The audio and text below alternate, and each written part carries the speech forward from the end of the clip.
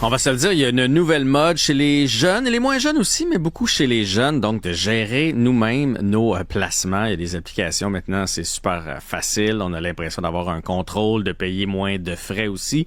Mais moi, je trouve que ça vient avec une part de risque. Alors, on va accueillir Jean-Sébastien Jutras, planificateur financier à Jutras Gestion de patrimoine, pour sa dernière chronique, parce qu'on n'aura plus besoin de toi. On n'a plus besoin de planificateur financier. Déjà l'heure de la retraite. Non, sans blague, on va discuter de ça. Puis moi, je me suis ouvert un compte.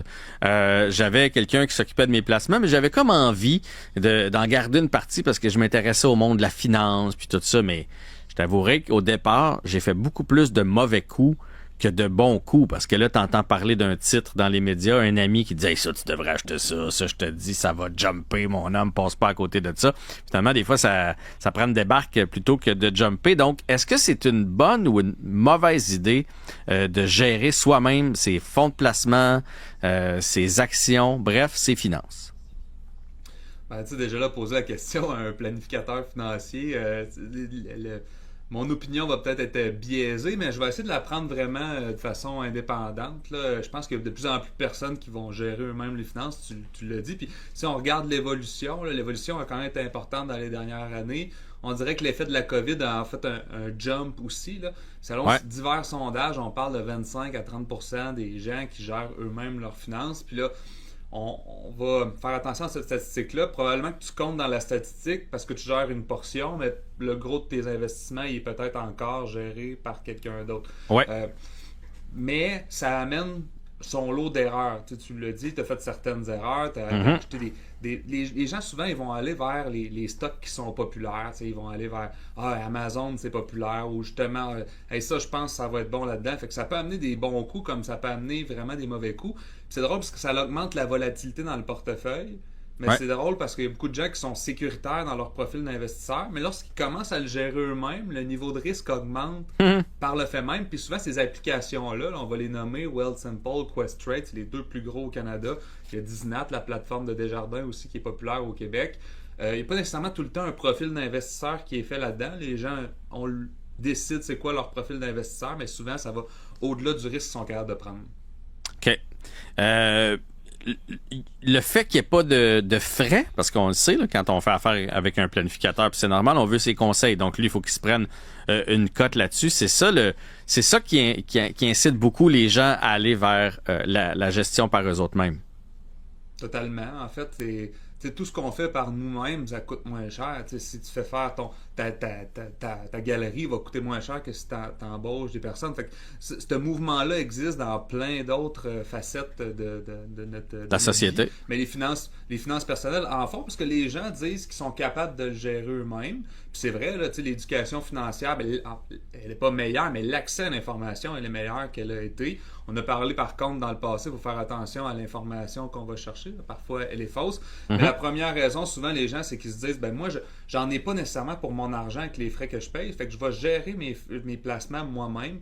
Puis on s'entend que quand on gère nous-mêmes, ce qu'on va faire, c'est qu'on va se tourner probablement vers des fonds négociés en bourse. Un fonds négocié en bourse, c'est un indice de référence, moins un petit frais. Souvent, le frais est entre 0,2 0,3%. Fait que on est loin d'un fonds commun de placement qui est en moyenne à 2,2 2,3%, tout dépendant de l'actif gestion que vous avez avec votre conseiller. Fait que 0,2 à 2%, là, il y a une différence majeure entre les deux. Puis les gens, ce 2%-là sur 30 ans, ça peut faire une grande différence. Oui. Mais d'un autre côté, quand on prend le fonds, donc c'est un paquet de compagnies, là, parce que prenons l'exemple d'un fonds équilibré. Là. On a tous déjà entendu ça, le fonds croissance équilibré. Mais effectivement, je suis capable de l'acheter tout seul. Alors pourquoi je paierais quelqu'un pour le faire? Par contre, est-ce que mon fonds équilibré me rapporte autant que ce que mon courtier ferait? Parce que mon courtier, lui, tous les jours, il surveille ça, donc il peut sortir, il peut racheter. Donc, est-ce que vous réussissez généralement, les courtiers, à battre ces espèces de fonds-là un peu classiques et standards? Ça, c'est la question, dans le fond, parce que peu importe comment que ça coûte, Jean-François, ce qu'on veut, c'est avoir un résultat net qui qui est positif, qui est important. Donc, mais si on prend un indice, l'indice ne battra jamais l'indice. Elle est l'indice moins le petit frais du FNB. Donc, un FNB, c'est condamné à ne jamais battre un indice. Par contre, quand on prend les fonds communs de placement, qui eux sont gérés de façon active, il y a un gestionnaire de portefeuille qui fait des mouvements dans le portefeuille, qui prend des décisions, c'est de la gestion active. Eux, leur job, c'est de battre les indices. Fait que ça coûte plus cher, mais ils veulent battre les indices. Mais là, après ça, c'est quand on regarde les statistiques, il y a à peu près 20% des fonds équilibrés qui vont battre les indices. Ça veut dire qu'il y en a 80% qui ne les battent pas. Fait que les 80% qui ne battent pas, je suis mieux d'acheter des fonds négociés en bourse. T'sais, tant qu'à ne pas battre l'indice, je vais acheter un fonds négocié en bourse. Donc, l'idée, c'est que vous devez avoir un conseiller qui analyse bien les fonds pour trouver le 20% des fonds qui réussissent à battre les indices. Si vous avez ce conseiller-là, ben, ça va être plus performant qu'un fonds négocié en bourse, même si ça peut coûter 2% de plus de frais de gestion par année. Ben d'ailleurs, tu m'as envoyé des statistiques là, sur 15 ans, les ménages qui ont eu un conseiller versus des ménages qui géraient ça eux-mêmes. Il y a une grande différence, là. Ouais, puis c'est Cyrano qui a sorti ils le sortent à tous les ans ou à tous les 2 ans. C'est le centre interuniversitaire, donc c'est des études universitaires qui montrent. On fait des recherches, on regarde des familles qui ont un conseiller, puis des familles qui n'ont pas de conseiller financier, puis on évalue la valeur des actifs en moyenne. Et les gens qui ont un conseiller financier, ben, normalement, ont 290% de plus d'actifs que les gens qui n'ont pas de conseiller. Puis là, c'est beaucoup, là. C'est assez important, mais c'est pas nécessairement juste la qualité des produits qu'il y a là-dedans, parce qu'il y a beaucoup d'émotions aussi dans le volet des services financiers. On va se donner, par exemple, la semaine dernière, le marché financier, en début de semaine, n'a pas été très, très performant. Je suis convaincu qu'il y a des gens qui vont auto-gérer leur truc, que leur premier réflexe, c'est de quitter. Puis j'en ai vu dans les dernières semaines, il y a des gens qui voulaient absolument vendre. On discute avec ces gens-là. Le marché, c'est sur une période c'est du long terme. Pour avoir du rendement de 7%, il faut être capable de prendre des moins 10% aussi sur du long terme.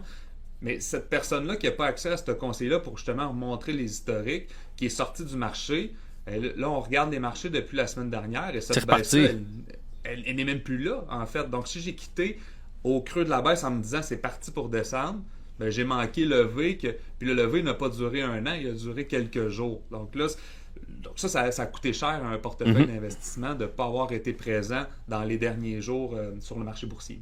Non, toute cette émotion-là est très difficile à gérer. Puis moi j'ai écrit à mon courtier. Je fais, hey là, parce qu'en plus, j'entends les nouvelles ici à Cube. Là, tu fais, hey, ça brasse un peu partout. Tout le monde dit que ça va descendre. Ça a descendu. On a fait des profits depuis le début de l'année parce que la bourse allait bien.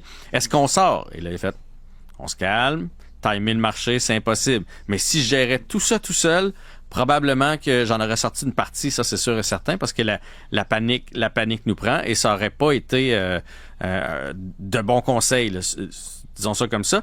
Et il y a tout le suivi aussi, parce que moi, là, la petite partie que je gère, là, juste parce que je veux continuer de regarder ça, puis de m'y intéresser, des fois, tu es en vacances, là. Puis il serait temps de sortir du stock ou d'acheter du stock ou quelque chose comme ça.